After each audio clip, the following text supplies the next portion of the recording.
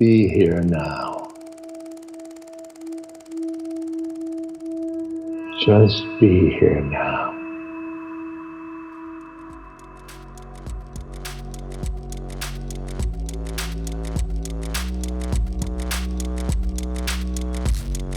Welcome to the Road Home Podcast with Ethan Nichtern. Join Ethan as he and his guests explore the Buddhist path as it relates to art, culture, activism, politics, Western psychology, and more.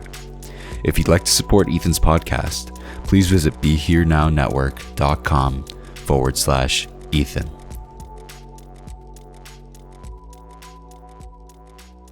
So hi everybody, this is Ethan Nichtern. Welcome to the Road Home Podcast. I'm really looking forward to some upcoming guests that I'm going to be in conversation with on the podcast. But for today's episode, I'm just going to share some thoughts on my own, which is always an interesting exercise. I've gotten multiple requests to do this more often, which I'm always a little hesitant to do for multiple reasons. One is, as you may or may not know, I teach a fair amount of classes, so I get to hear myself speak or what I think about Buddhism or meditation or the mind or the world quite a lot, but that's usually in an interactive space with an audience. So it's a little weird just talking with nobody else in conversation, just kind of hearing myself speak. But it seems to be helpful to some of you. So if this isn't the episode that you want to hear, I'm going to have some really cool upcoming guests. There's lots of episodes where I'm in conversation with really amazing people who are in some ways Buddhist or Buddhish or mindfulness practitioners and applying that work to really interesting work in their way in the world.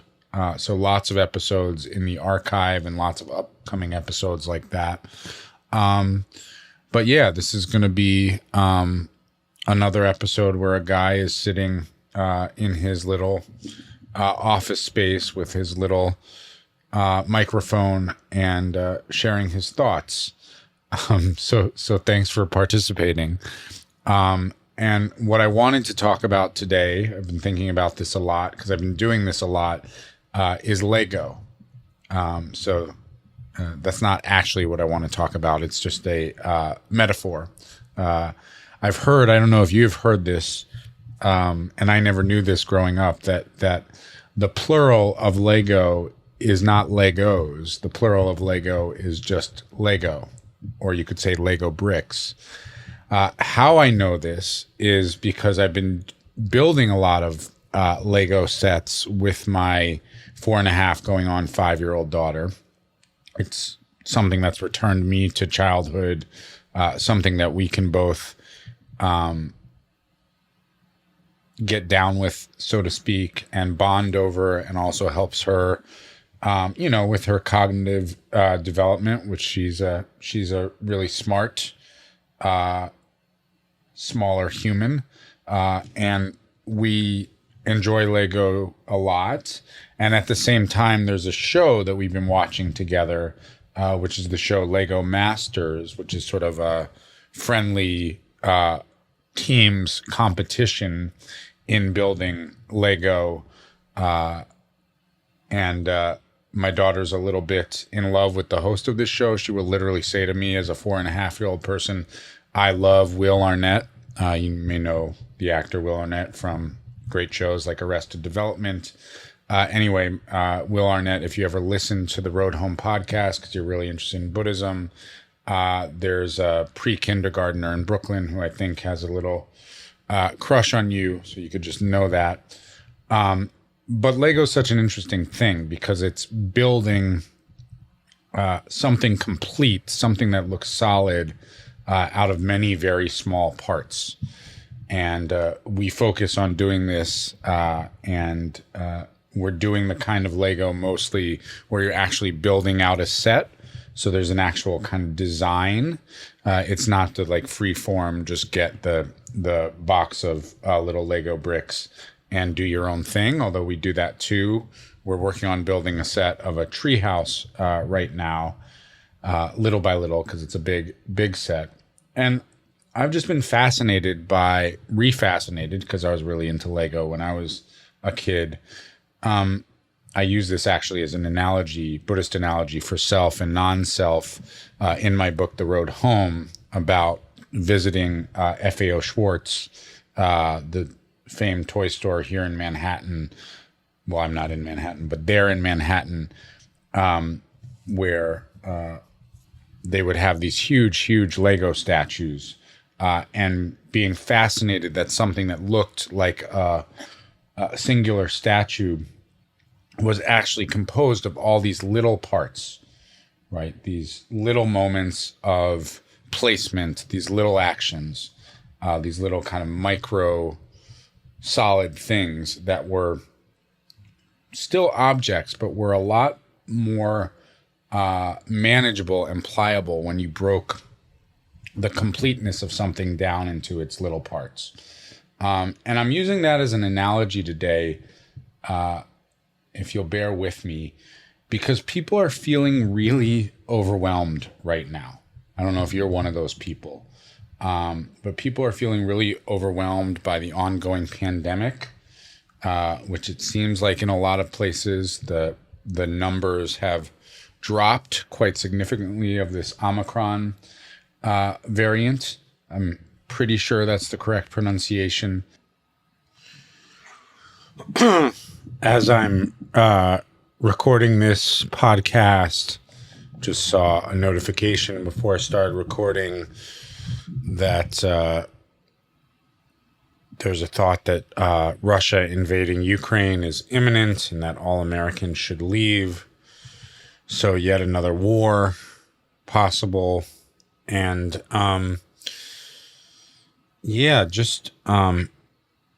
just such an awful era of pain and stuckness, individualism. Really, from a modern standpoint, we're dealing with these deep interlocking samsaric or painful systems of white supremacy, of patriarchy. From a Buddhist standpoint, I think we can say that the kind of darkness of our current world is this just feeling of individualism, this feeling of just powerful people being stuck in their own ego, for lack of a more nuanced expression and maybe a misused expression in spiritual circles, and privileged people being stuck in their own ego, making lots of decisions without the view of compassion for others or aiding others in mind. And then people are just going through their own mental health issues, their own trauma, their own sort of facing the impact of definitely the last couple years, but longer than that. And if you're in the Northern Hemisphere listening to this, it's winter time.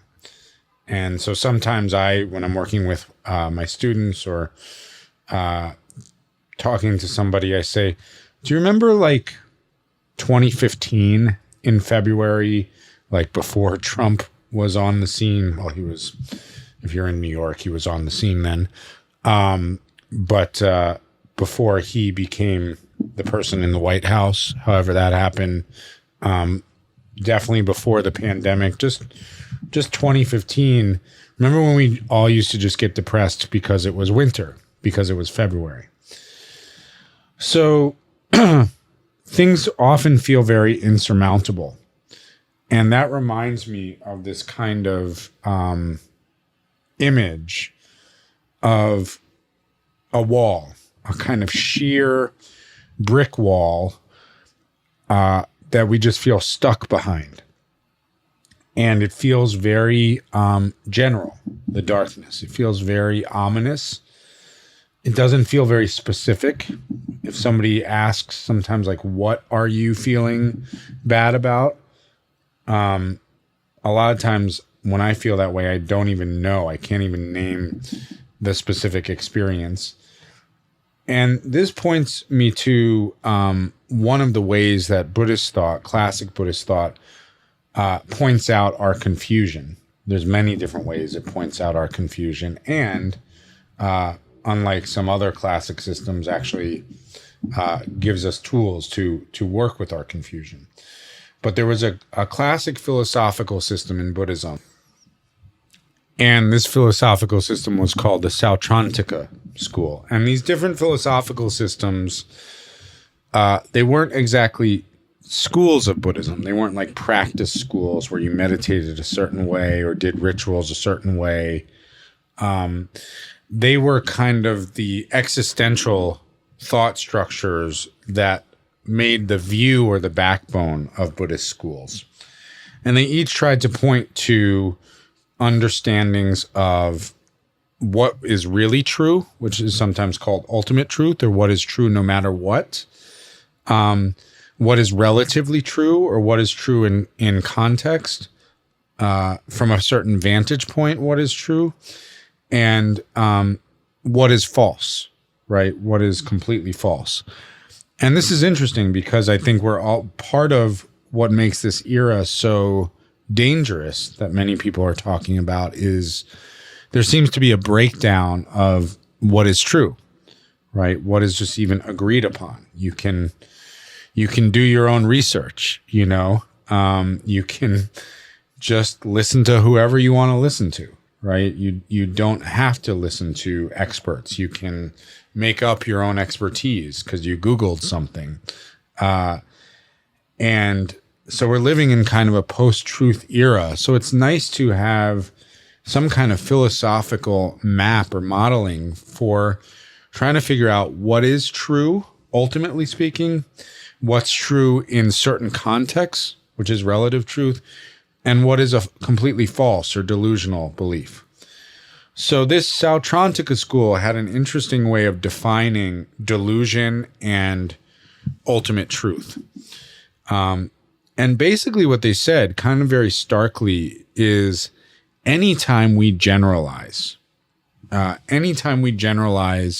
our experience or generalize a label about experience, we're engaging in false or delusional truth. Generalizations never hold. So, for example, I have a coffee mug here that I'm sipping water out of, and you can't see the coffee mug. But the whole concept of coffee mug, which we all live by, which is this general cognitive concept that we use to try to recognize a pattern so we can move through the world, what they would say is that this concept doesn't really exist. There's no such thing as a generalizable coffee mug. It literally is just a mental construct. Now, what they said does exist, ultimately speaking, is specific phenomenon. So if you were here sipping out of the coffee mug that I'm sipping out of, which would be weird because we don't really know each other. If you were here sipping out of my coffee mug, that coffee mug would become a useful, specific, direct, present moment object of your experience, and it would become functional. And in becoming functional in the present moment and having a specificity, that's how something becomes real and true from this classic Buddhist philosophical perspective, right? So coffee mug as a concept doesn't exist, but this particular coffee mug that can perform the function and actually bring about some action that leads to well-being definitely does exist. That's the way they broke down delusional reality from true reality. Now, all of this is to say that we all overgeneralize a lot. We look at our experience almost like this brick wall of Lego, especially in hard times.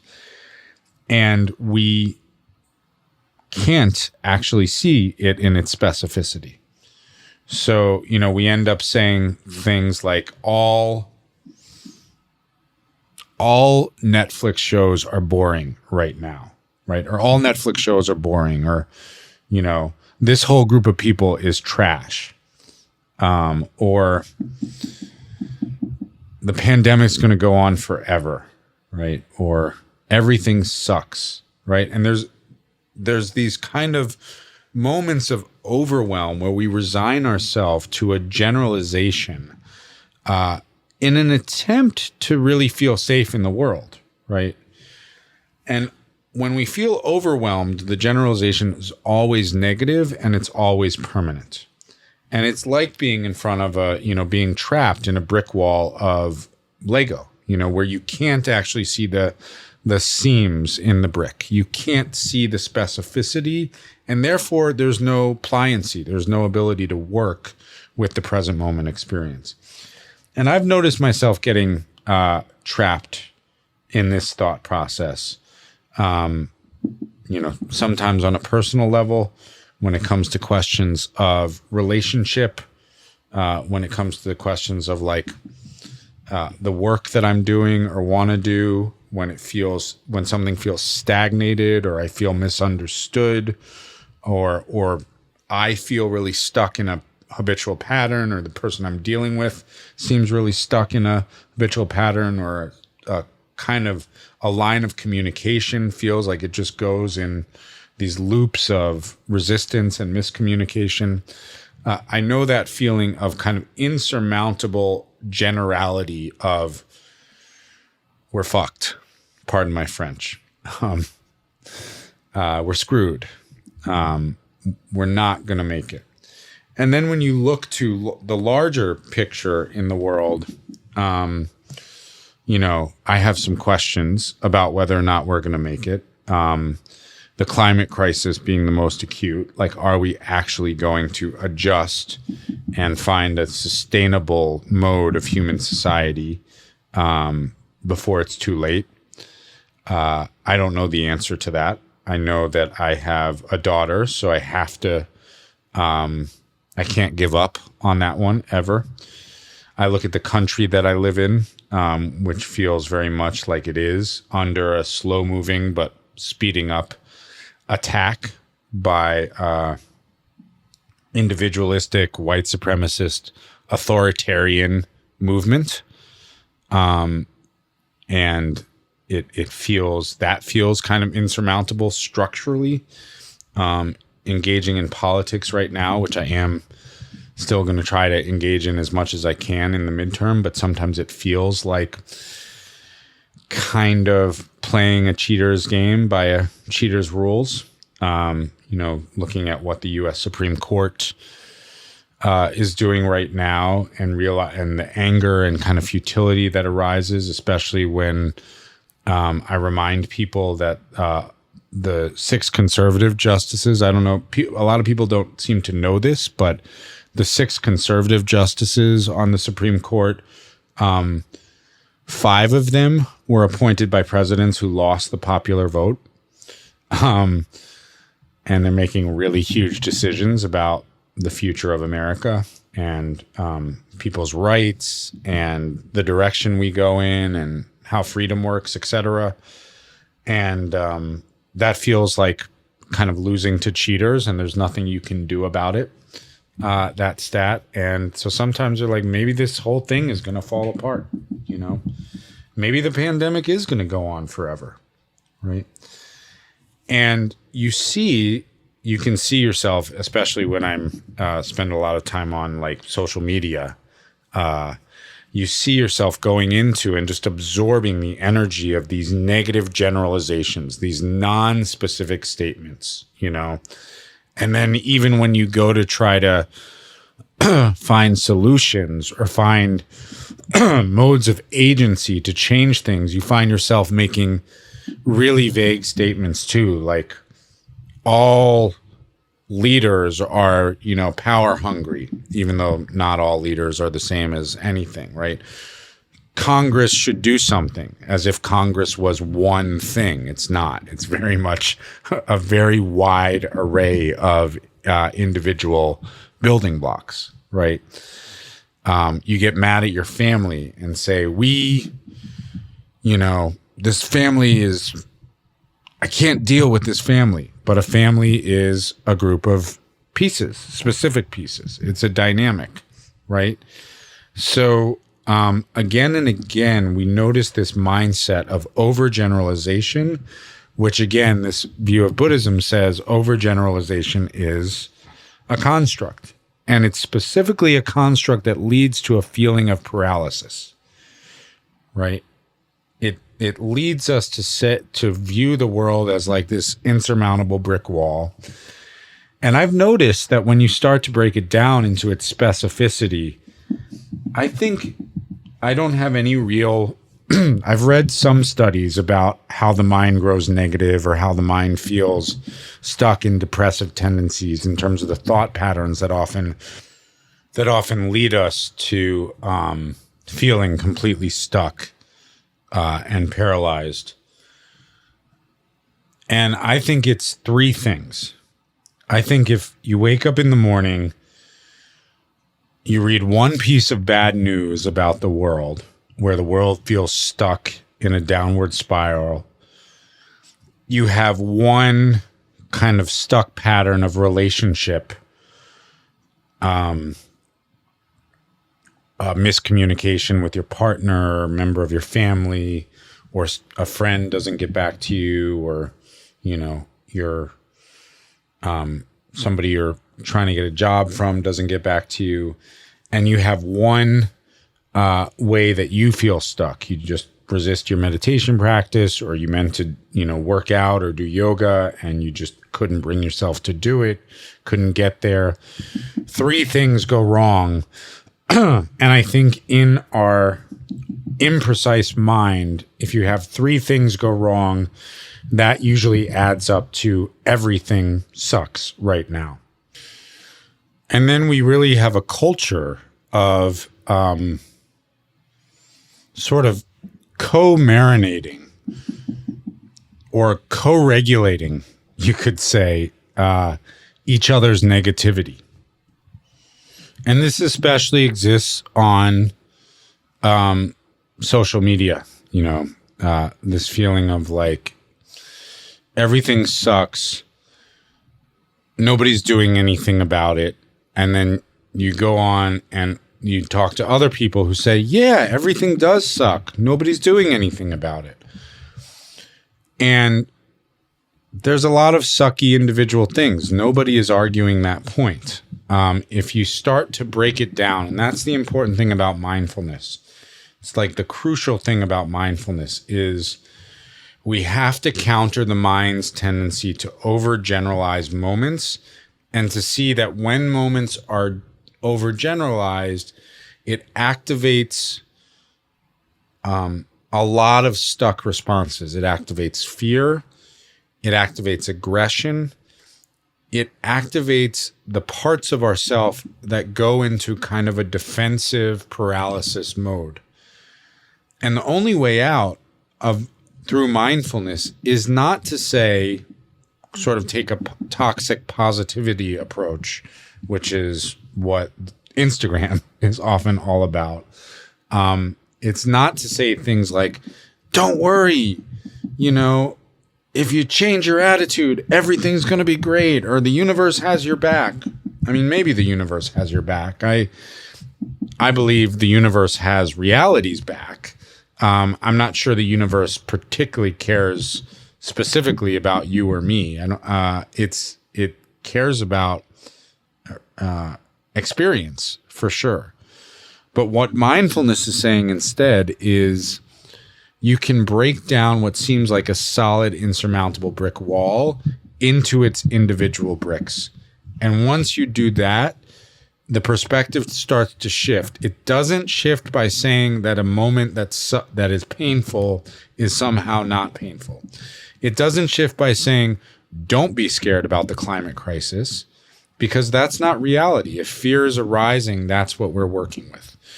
The way it shifts is by saying, right now, fear is arising about the climate crisis. And then says, okay, can I actually be with that mindfully? And is there something I can do?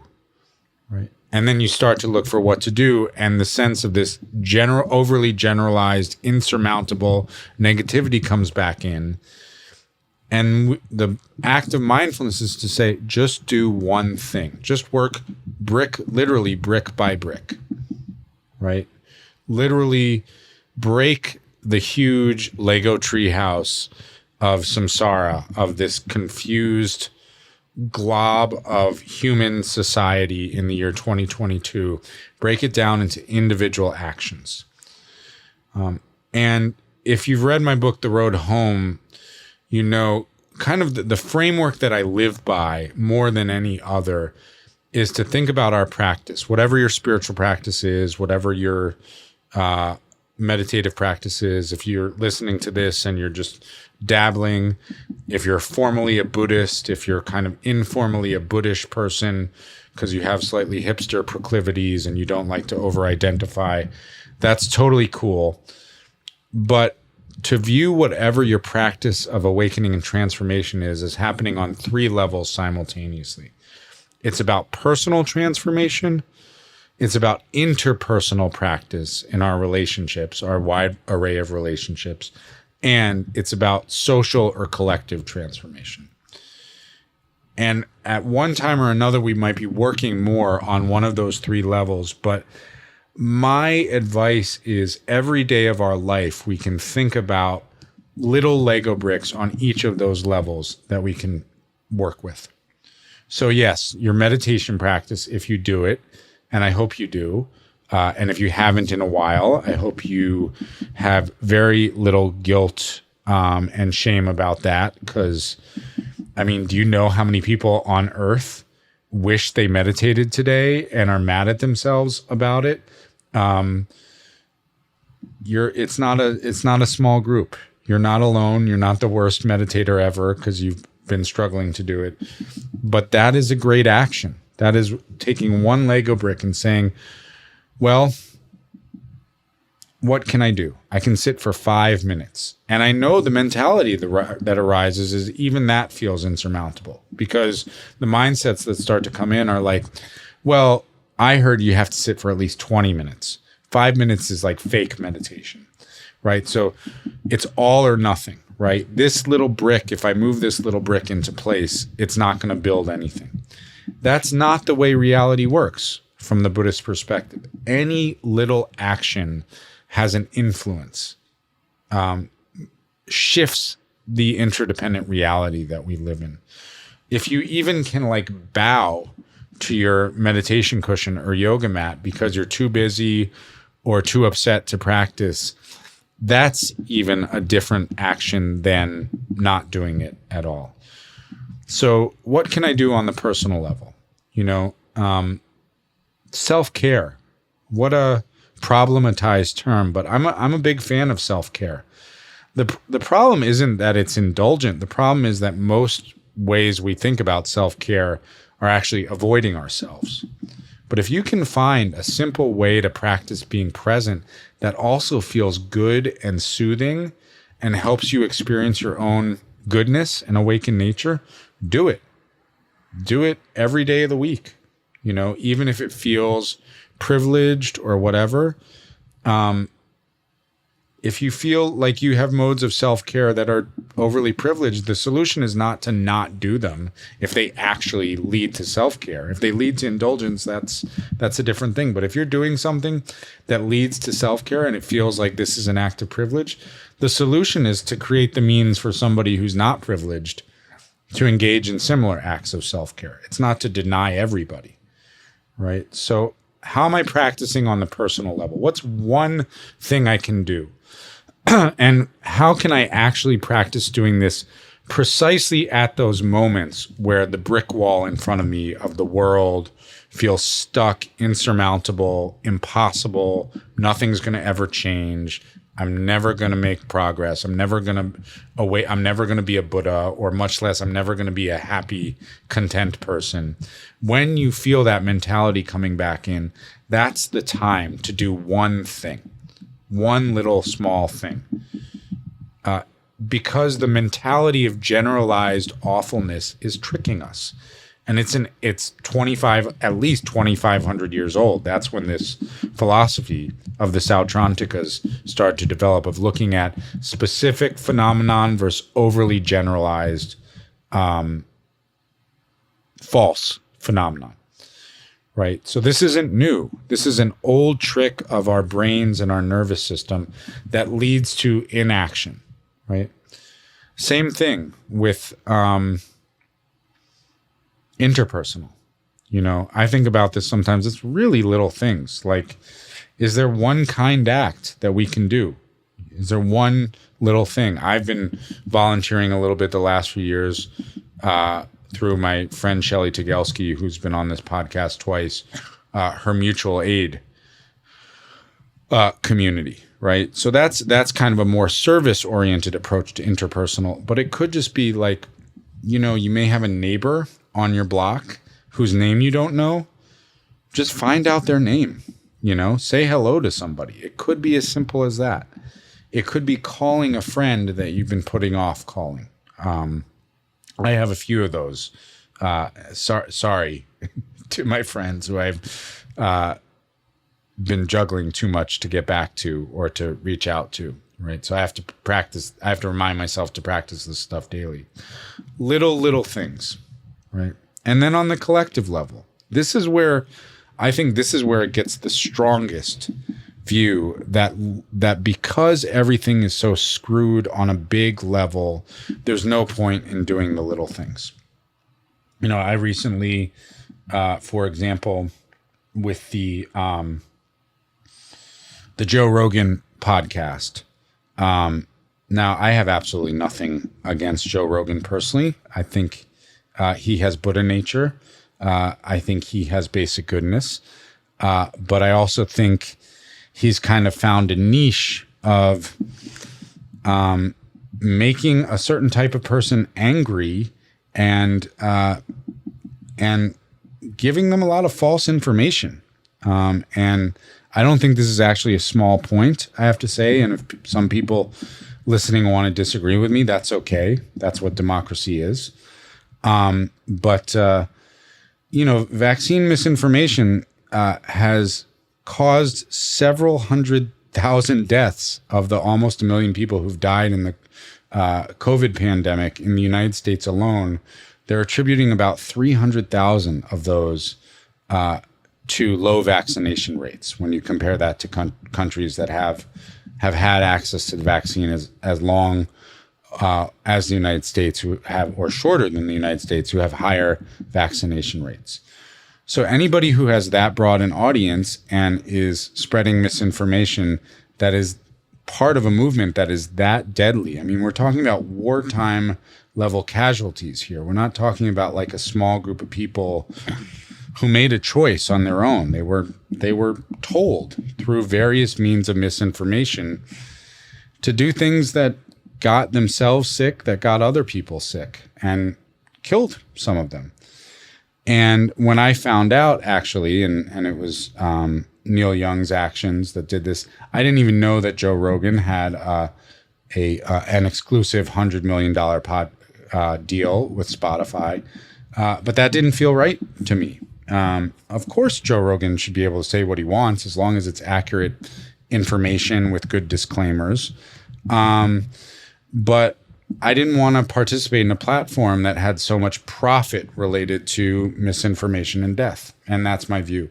So I canceled my personal Spotify membership, $10 a month. That's one tiny thing I could do to shift energy in the world. I'm trying to get my personal podcast down from Spotify. The good people at Be Here Now are working on that. I'd ask you not to listen to it on Spotify. My guess is if you typically listen to my podcast, you probably feel somewhat similar about these things. And but that's one small thing.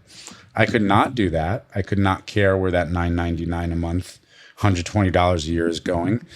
And, you know, the world goes on as it is. The brick wall remains. And maybe I just pulled one tiny, tiny Lego brick out of, you know, a billion brick wall, but that's okay. It's a practice. I actually paid attention to something, and that was one little thing I could do. It was easy. It was simple. It was straightforward. And it helped me not be so depressed about the situation of sort of this post-truth reality that our way of communicating and miscommunicating seems to be putting us in.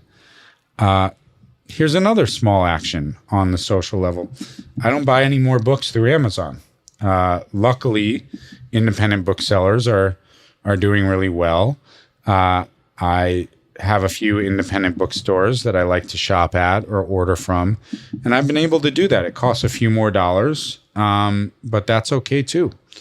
Books are really important to me, right? So again, you say, well, that's not going to stop the climate crisis. That's not going to end white supremacy. That's not going to get anybody liberated from their own personal confusion.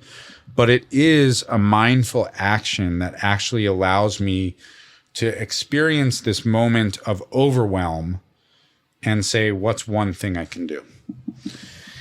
Even though I think that it's quite possible that the U.S. political system and the U.S. media system at this point are so screwed and slanted that sometimes I feel democracy may not be salvageable here, I'm still going to get involved in the midterm elections. I think we all need to do that. Is it my duty? Well, it's my practice on the collective level. So yeah, I'm going to be working on a few of the Senate races, Wisconsin, Pennsylvania, Georgia, some very important Senate races there in the 2022 midterms. And I'm going to try to help in little ways and try to support my friends who are doing really cool things culturally and artistically. And then I'm going to forget. And then I'm going to feel overwhelmed by the state of the world, by the slow grinding movement of aging. And then I'm going to return to the practice, brick by brick, one thing at a time, on the personal, the interpersonal, and the collective level. And what else can we do, right? But the beautiful thing is that it's delusional to think we can't do anything. It's literally Buddhist philosophy and other philosophies have been calling the idea that reality is insurmountable and rigid a delusional way of thinking that we all suffer from because of the way our nervous systems are wired for thousands of years.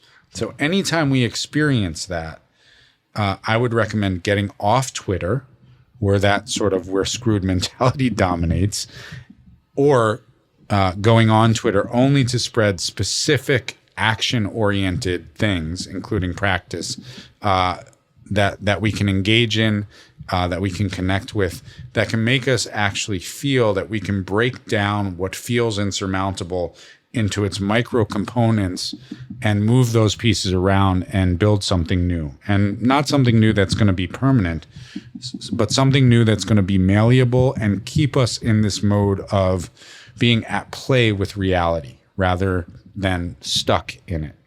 Reality, this is the other way of looking at the present moment. Rather than it being completely overwhelming, another way to look at it is the world is very much in play right now. It could go lots of different directions. Systems are breaking down. This approach of individualism is reaching its final sort of leg in some ways. It seems like that there's this kind of end game with how far a society can actually go when the powers that be in that society take a sort of individualist philosophy on everything. And so there is a chance to start creating small little Lego villages of new ways of doing things. And that's going to arise out of a sense of possibility. And that possibility is going to come from breaking things down into moment by moment actions, right? Moment by moment practices. It's always going to come back to that. And so my last thought is, when you feel a thought arising of the form, things really suck, which is a vague statement of negativity, that's a valid thought. Don't invalidate your own experience. If it feels like things are really painful, like you're really stuck or it's really stuck, validate that, acknowledge that, hold that with compassion. But if you could just add 2 words at the end of those various thoughts, these 2 words bring us back to reality, which is things really suck right now.